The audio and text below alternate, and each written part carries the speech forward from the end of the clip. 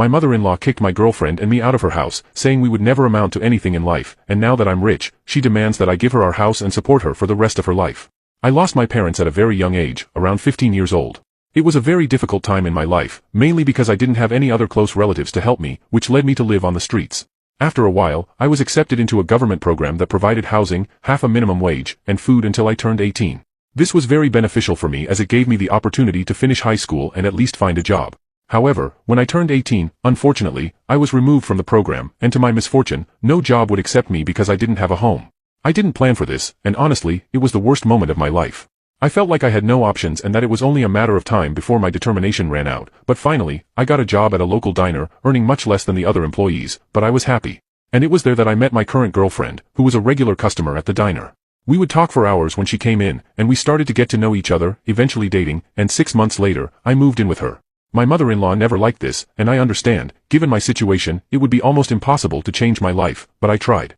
I paid her rent, bills, food, and saved the rest for us to have our own home in the future, and yet, every day I was judged, and every day I had to hear that I was nobody in life, leading to many arguments between her and my girlfriend. Until finally, one day we came home from a date and her mother simply wouldn't let us in. We asked to at least come in to get our clothes, but she just laughed and said she had already sold them all, and that she had taken the money we had saved too, and that she would no longer support two people who would never improve their lives. It was a very difficult time, but we stayed together. I asked my boss for an advance on my salary, and I managed to rent a small room near work.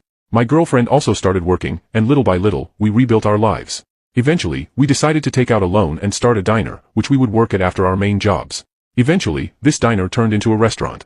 Over the years, this restaurant became several restaurants. We left our main jobs and started focusing only on our restaurants, and it became our company. It took many years for all of this to happen, but nowadays I can say that I am at the peak of my life. I married my girlfriend, we had 2 children, and simply put, for the first time in my life, I know I don't need to worry about money, and my children won't need to either. However, the problem started when we gave an interview to the newspaper in my city, talking about our entire journey. This interview became famous and went to neighboring cities, including where my mother-in-law lives. After about 3 days, she showed up at our door. Note that this was a big surprise, as we hadn't had any contact with her all these years. My wife didn't want to talk to her, so I didn't let her in and asked what she wanted. She just said she wanted to see her grandchildren and talk to us about other things. I laughed and said she didn't have grandchildren because my wife no longer considered her part of the family. She just huffed and said she didn't care about that anyway, and that she only hoped we would deposit the money into her account soon and transfer the house to her name.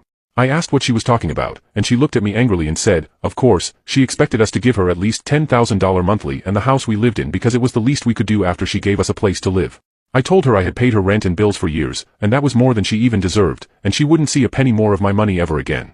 She started screaming and saying we were ungrateful and that she would sue us, and I just laughed and closed the door. But to my surprise, she actually sued us, claiming she deserves compensation of over $1 million for the time we lived in her house. Honestly, I don't even know if there's a possibility of her winning this lawsuit, but we'll see tomorrow.